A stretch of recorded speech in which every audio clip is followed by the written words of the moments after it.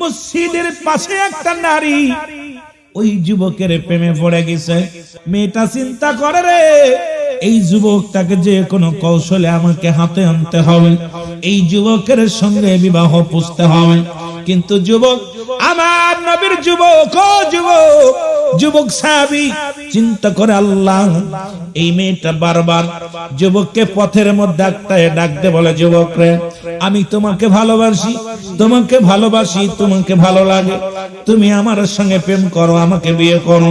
যুবক কয়, না, তুমি আল্লাহর ভয় করো, কারণ রব্বি কারীমের দরবারে যেতে হবে, ওই কবরে যেতে হবে, সুতরাং তোমার সঙ্গে আমার প্রেম হবে না, তোমার সঙ্গে আমার ভালোবাসা হবে না, তোমার সঙ্গে আমার কোনো সম্পর্ক নাই। তুমি আগে মাওলারে ভয় পাও, আমার নবীর প্রেমের মালা গলায় পরো, তারপরে দেখা যাবে।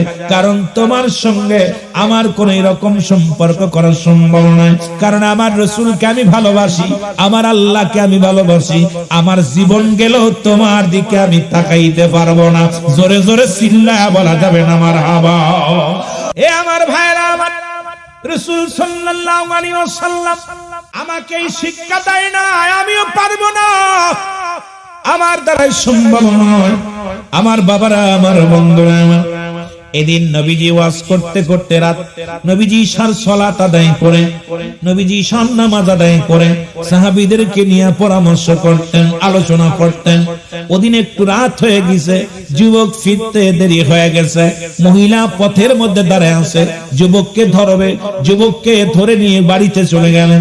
বাড়ি যাইয়া ঘরের দরজা লাগায় দিয়ে কয়, যুবকরা আমাকে ভালোবাসতে হবে। যুবক বলে, না, আমি আমার মাওলাকে ভয় পাই, আমার আল্লাহকে ভয় পাই, আমার রাসূলকে ভালোবাসি, সুতরাং তুমি আমার সঙ্গে জোরাজুরি করো না।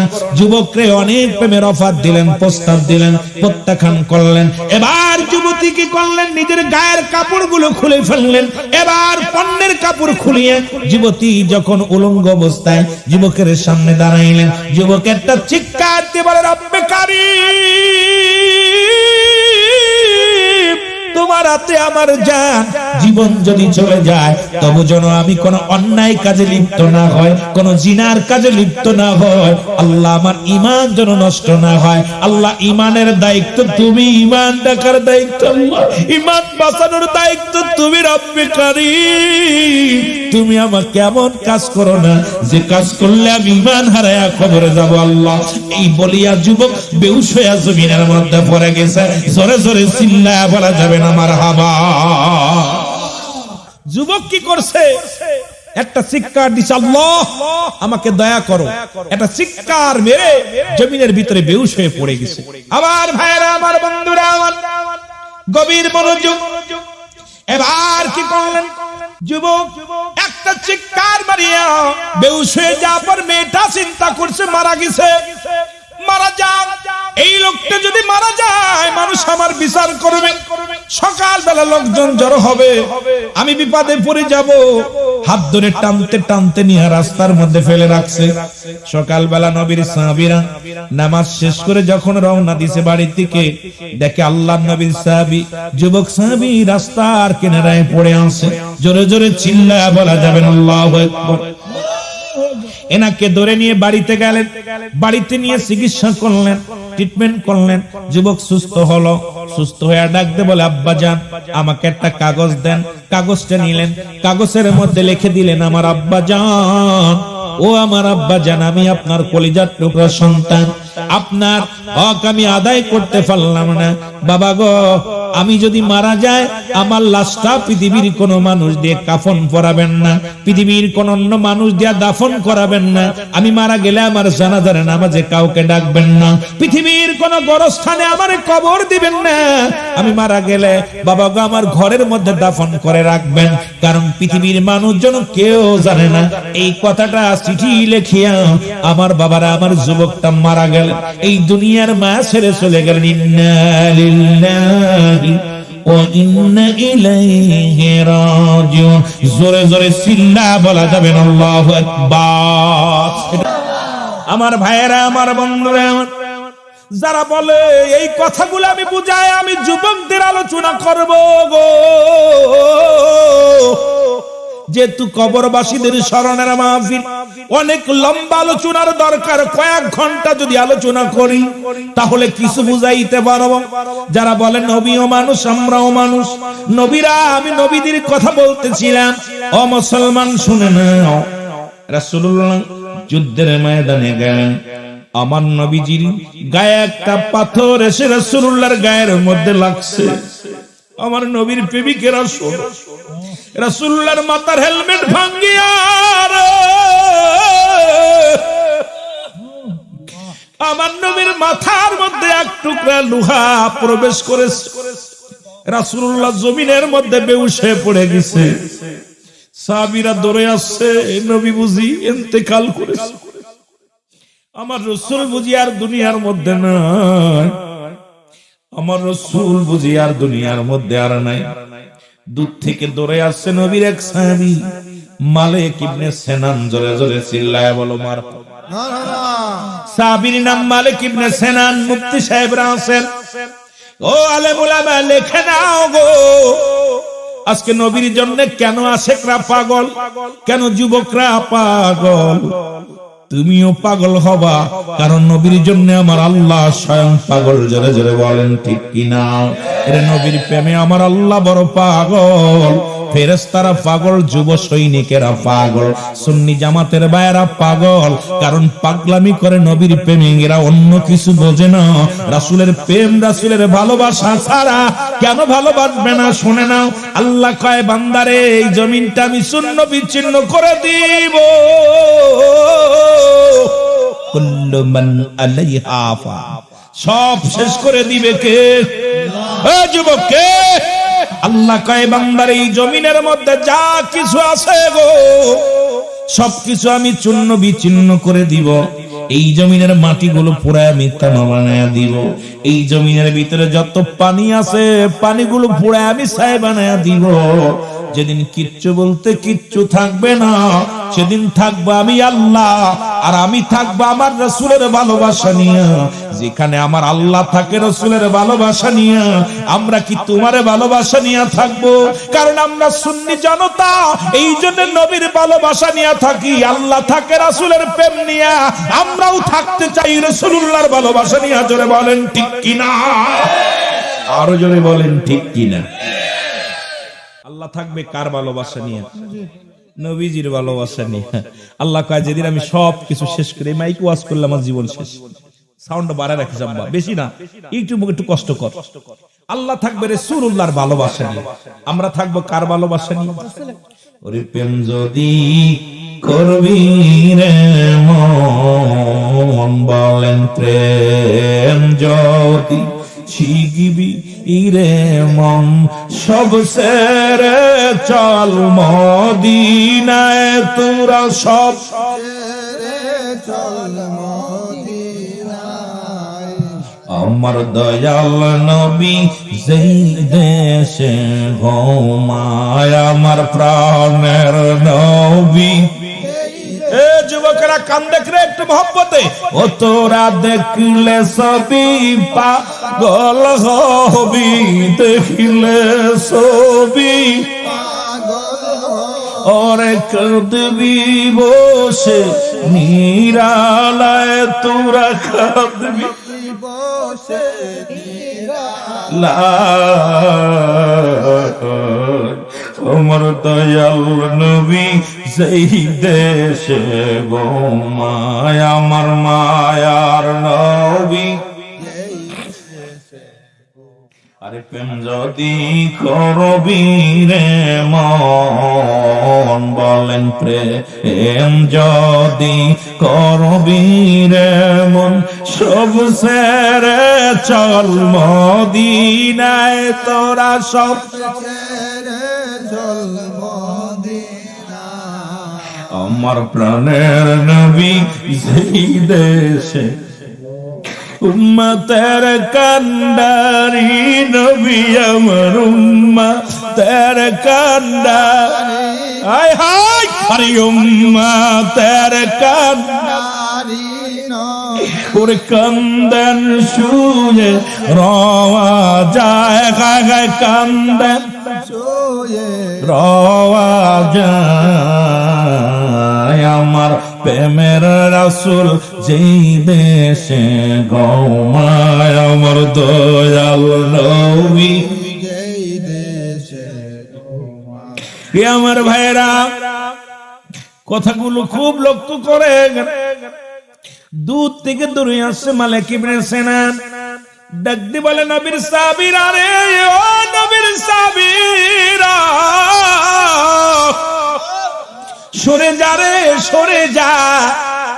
রাসূলুল্লাহর কদম মোবারকে আসলেন। আসিয়া মালিক ইবনে সিনান কি করলেন?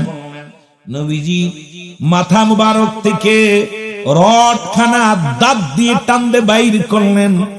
রাসূলুল্লাহর মাথা থেকে রক্ত ঝরতে লাগলেন। আলেম ওলামা গভীর মনোযোগ, আমার সুন্নি ভাইয়েরা গভীর মনোযোগ। রাসূলুল্লাহ দেহ মুবারক থেকে, মাথা মুবারক থেকে রক্ত ঝরতে লাগলেন। মালিক ইবনে সিনান রাসূলুল্লাহর রক্ত মুবারক সেটে সেটে খেয়ে ফেলল। জোরে বলেন মারহাবা। আরো জোরে। রক্ত মুবারক খেয়ে ফেলছে। সাহাবীরা বলে মালিক, ও মালিক ইবনে সিনান তুমি কি জানো না মানুষ মানুষের রক্ত খাইতে পারে না, হারাম। তুমি মানুষের মানুষ হইয়া মানুষের রক্ত পান করলা। মালিক ইবনে সিনান বলে, ও নবীর সাহাবীরা শোনো, এই পৃথিবীর সব মানুষের কাছে হারাম হইতে পারে, আমি আমার রসূলের রক্ত আমার কাছে হাজার হাজার বার হালাল। জোরে জোরে চিল্লায় বলা যাবে না মারহাবা। আর একটু জোরে জোরে চিল্লায় বলা যাবে না মারহাবা। পাখার ব্যবস্থা করেন রাসূলুল্লাহ। এ মুসলমান শোনা নাও। এবার নবীজি হুঁশ হইলেন। সাহাবীরা বলে, ইয়া রাসূলুল্লাহ, খুব মনোযোগ, কারণ আপনাদেরকে ওই আলোচনা, যে সমস্ত আলোচনা গুলো খেয়াল করতে হবে, সব আলোচনা গুলো। আর আমি ভাই রং তামাশা দিয়ে ওয়াজ করতে পারি না, আমার প্রতিটা আলোচনা চোখের পানি আনতে হবে। কথা বুঝলেন? এত দূর থেকে, আপনাদের থেকে প্রায় 550-600 কিলোমিটার দূর থেকে আমাকে আনছেন। এখন দুইটা কথা যদি বলতে আসা আপনারা যদি না খেয়াল করেন, প্রতিদিন আসাও সম্ভব না, আর প্রতিদিন মাহফিল করাও সম্ভব না। রাসূলের সাহাবীরা বলে, হুজুর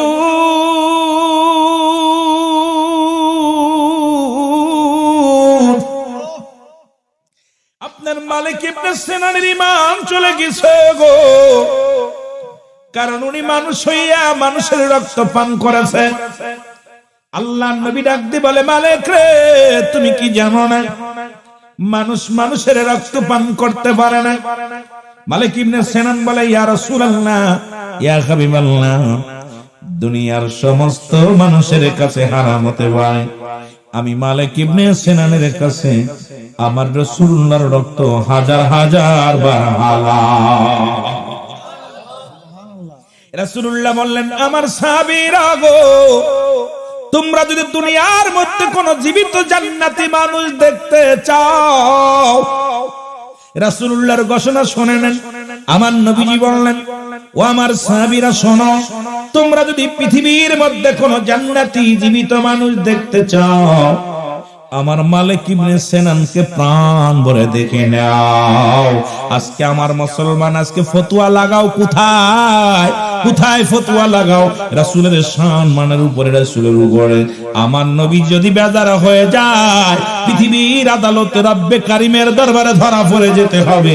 রাসূল যদি রাজি হয়ে যায়, রব্বে কারিম তোমার উপরে রাজি হয়ে যাবে। এই জন্য আমার রাসূল রাজি যার উপরে, আমার আল্লাহ রাজি তার উপর। বলেন, আমার রাসূল রাজি যার উপরে, আমার আল্লাহ রাজি। রাসূল যারে দয়া করে, মরদা দিল তার জিন্দা হয়। আরে অকুল দরিয়ার মাঝে ডুবা নৌকা ভেসে যায়, আমার রাসূল রাজি যার উপরে, আমার আল্লাহ রাজি তার উপর। বলেন আমার নবীরা, জোরে বলেন না, যার উপরে আমার আল্লাহ। দেখ না ফরিদ করিল দান, অমূল্য চক্ষুর এই দরজায় ঢুকতে হলে সময় লাগবে রে। এই ওর নবীর ভালোবাসার চোখ খুলতে সময় লাগবে। এলেমের বাহাদুরি করে রাসূলুল্লাহকে পাওয়া সম্ভব নয়। ওলি আল্লাহর কদমে যাইতে হবে, ওখান থেকে আমার নবীরে খুঁজতে হবে। জোরে বলেন ঠিক কিনা? দেখ না ফরিদ করিল দান, অমূল্য চক্ষুর আর ইব্রাহিম সারিয়া দিল মহামূল্য সিংহাসন। আরে একটার একটা গমি ছাড়তে পারি না। আর ইব্রাহিম আলাইহিস সালাম, ইব্রাহিম আদম রাজত্ব ছেড়ে দিছে আল্লাহকে পাওয়ার জন্য। শেখ ফরিদ তার চোখ দুইটা বিলিয়ে দিছে আল্লাহকে পাওয়ার জন্য। আর আমরা একটা রাত আমার নবীর প্রেমে আল্লাহর গোলাম হয়ে থাকতে পারবো? পারবো কি পারবো না? আরো জোরে বলেন, পারবো কি পারবো না? আরো জোরে বলেন, পারবো কি পারবো না? ও যুবক শুনে নাও, শুনে নাও। যারা কয় নবীও মানুষ আমরাও মানুষ, রাহমাতুল লিল আলামিন একদিন পায়খানা মুবারক করলেন। ভালো করে শুনবেন আলেমরা, যারা নবীকে নিয়ে দুশমনি করো, দুশমনের রাসূলেরা শুনে নাও। রাসূলুল্লাহ পায়খানা মুবারক করলেন। আম্মা জান, যুবক শোনো, আম্মা জান যা রাসূলুল্লাহর পায়খানা মুবারক খুঁজতে লাগলেন। এরে মুসলমান, পাথরে পাথরে পাথরে পাথরে গোসন দিয়ে আগুন জ্বালায়া খুঁজতে লাগলেন। আম্মা জানের গা দিয়া ঘাম ঝরে, জমিনের জবান খুলে গেছে। জমিন ডাক দে বলে, আমার আল্লাহ একটু আমাকে জবান খোলা দাও। আম্মা জানের গা দিয়ে ঘাম ঝরে। আম্মা জান কি খোঁজে, একটু কথা বলতে চায়। জমিনের জবান খুলে গেছে, ডাক দে বলে, আম্মা জান আপনি কি খোঁজেন? বলে, জমিন এই মাত্র আমার রাসূল পায়খানা করে গেল, কোথায় গেল? জমিন বলে, আম্মা জান যেদিন থেকে আমরা জমিন এই পৃথিবীর মধ্যে রব্বে কারীম আমাদের জমিন বানাইছে, সেদিন থেকে অপেক্ষা আছি আমার নবী কখন প্রস্রাব পায়খানা করবে। আমার নবী যখন আমার গায়ের উপরে পায়খানা করেছে, সঙ্গে সঙ্গে আমি জমিন হা করে খেয়ে ফেলেছি। জোরে জোরে চিল্লায় বলা যাবে না মারহাবা? আর একটু জোরে বলো। আজকে যে সমস্ত মৌলবীরা কয় নবী আমগার মতো মানুষ, এরে আমার পায়খানা কুত্তায় খায় না। আপনাদের এই মুসলমান সোনার ঘাটে এমন মুক্তি আছে গো, পায়খানা করে তুলে কুত্তায় সুখে সুখে দেখে, কয় চলবে কি চলবে না। আরে আমার নবীর পায়খানা জমিন পায় না, আর ওই মুফতি সাহেবের পায়খানা কুত্তায় খায় না। ও যদি বলে নবী আমগার মতো মানুষ, মেনে নেওয়া যায় না।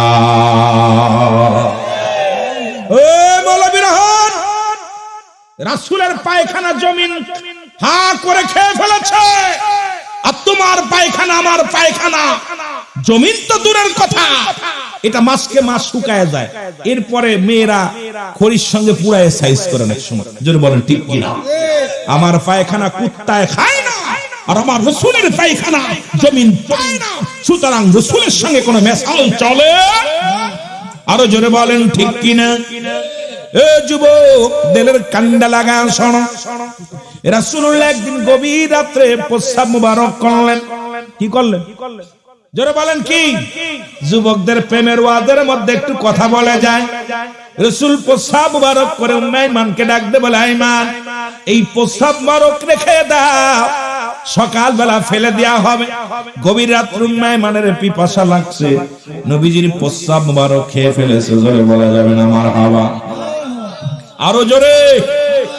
নবীর প্রেমের ওয়াজ করতে গেলে 2-4 ঘন্টা কয়া শেষ করতে পারবো না। উম্মে আইমান প্রস্রাব মুবারক খেয়ে ফেলেছে। সকাল বেলা রাসূলুল্লাহ বলে, আইমান প্রস্রাব মুবারক কই? বলি, ইয়া রাসূলুল্লাহ বেয়াদবি মাফ করবেন, ইয়া রাসূলুল্লাহ, ইয়া হাবিবাল্লাহ, আমাকে মাফ করবেন।